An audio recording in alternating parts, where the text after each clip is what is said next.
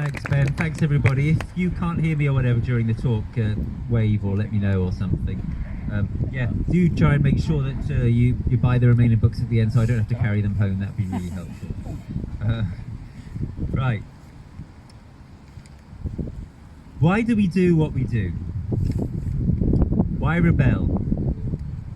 Why now? I'm going to address that last question in particular, why now? So the answer I have to that question is that this is our last chance. And by that I mean something somewhat specific. Things have changed because of the coronavirus crisis. There is now a possibility for things to change more that was not there when we rebelled last October. And it's absolutely vital that we take that chance for real deep change. It's so vital because there probably won't be another such chance, because these opportunities for reset, for societal reset, don't come along very often. So when we rebelled starting in 2018 and then in April 2019, and we turned the dial massively on what people believe in this country and to some extent around the world on climate and ecology, that was a hugely significant moment. But it was never going to lead to massive scale change across the economy unless there was the opportunity for it to do so.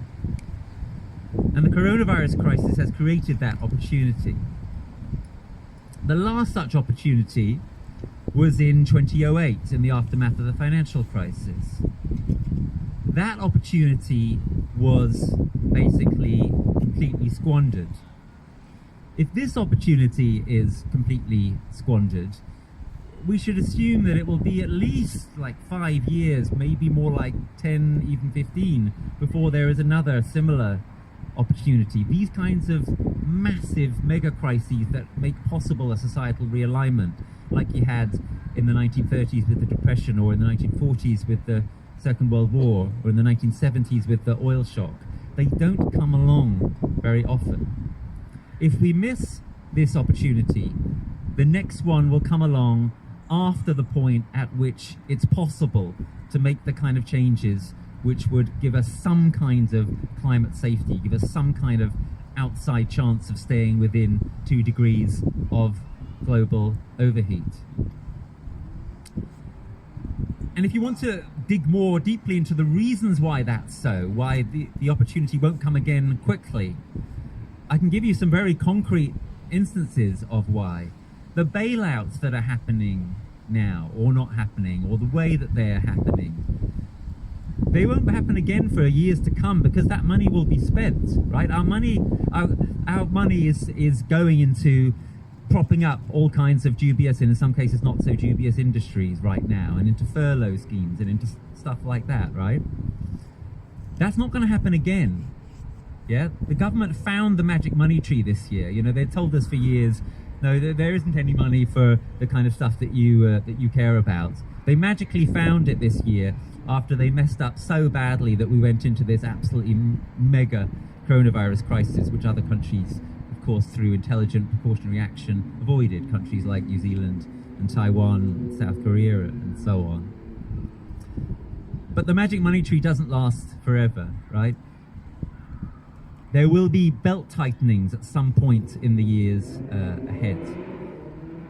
The money that is being spent right now, the way it's being spent, is going to determine the shape of the economy and of society for several years to come, until past the point at which it's possible to make the kinds of changes that are implicit in the Paris Agreement, for example, right?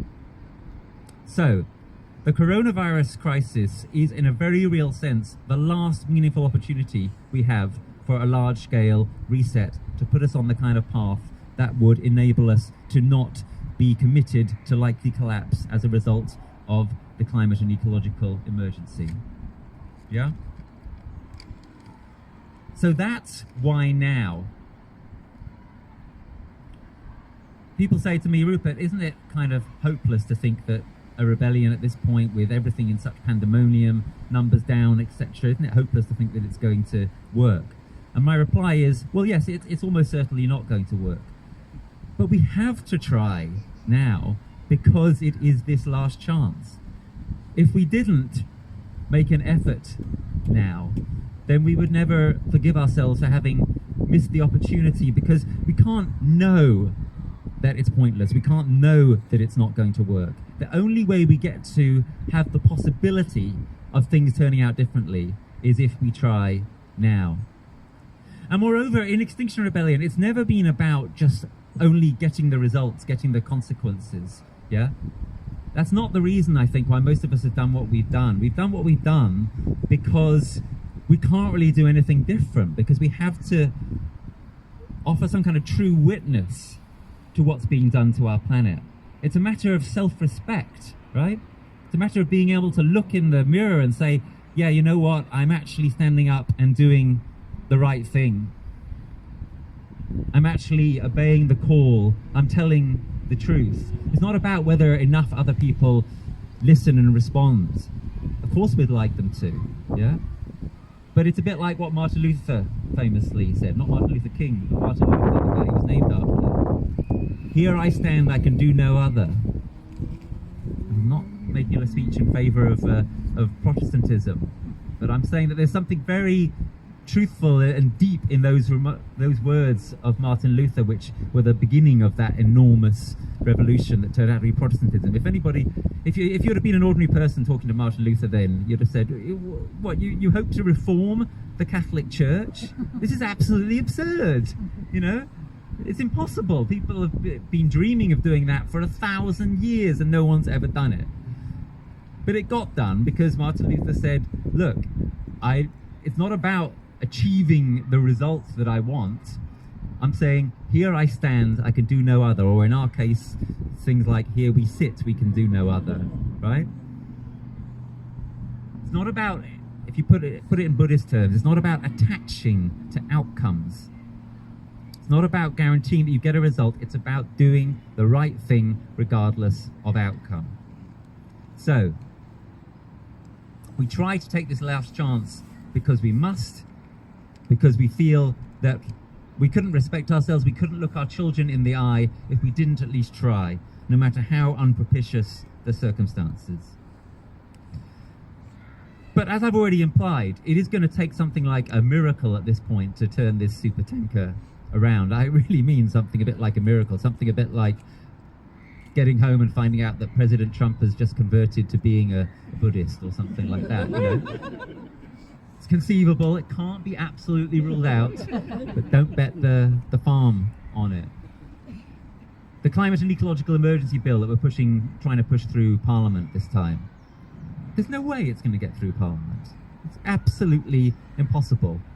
But it could happen. There could be a miracle, right? A whole load of Conservatives could suddenly start listening to their daughters who go on climate strike or whatever next week, yeah? They could have a deathbed conversion, as it were.